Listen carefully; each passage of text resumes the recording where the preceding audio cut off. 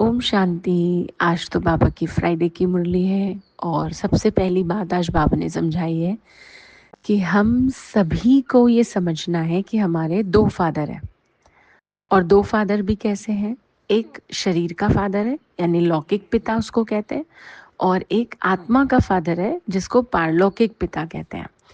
और बाबा ने ये भी कहा समझना तो है लेकिन औरों को भी समझाना होता है। अब जो पारलौकिक फादर है, हमारा पारलौकिक पिता है, उसी को भगवान, खुदा या गॉड कहते हैं और उसी को याद भी करना है।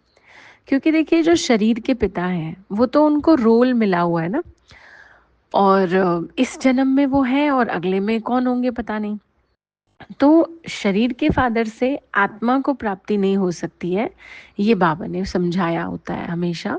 और उसके साथ साथ बाबा ने ये भी कहा जो पारलौकिक पिता है यानी मैं जो हूँ, शिव बाबा, उनसे ही हमें इस सारी दुनिया का आदि मध्य अंत का ज्ञान मिलता है।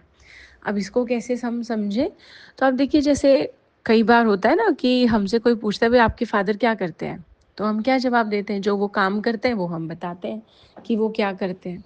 तो ये पारलौकिक फादर हमारा आत्माओं का असली पिता क्या करता है ये भी तो मालूम होना चाहिए।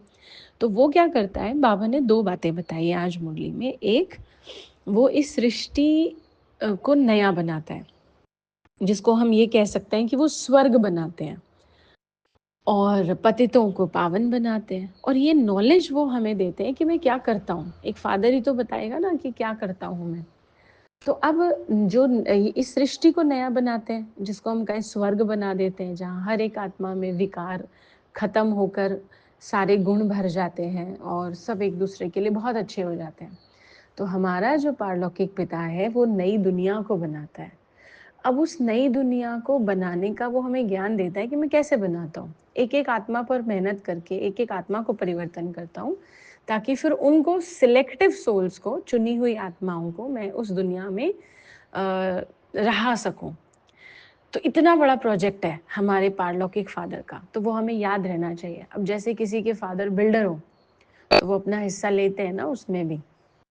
बच्चे जो हैं उसको उनको रहता है ना, सिर्फ हिस्सा भी क्या लूँ मैं, अपने फादर का पूरा बिजनेस ही ले लूँ मैं।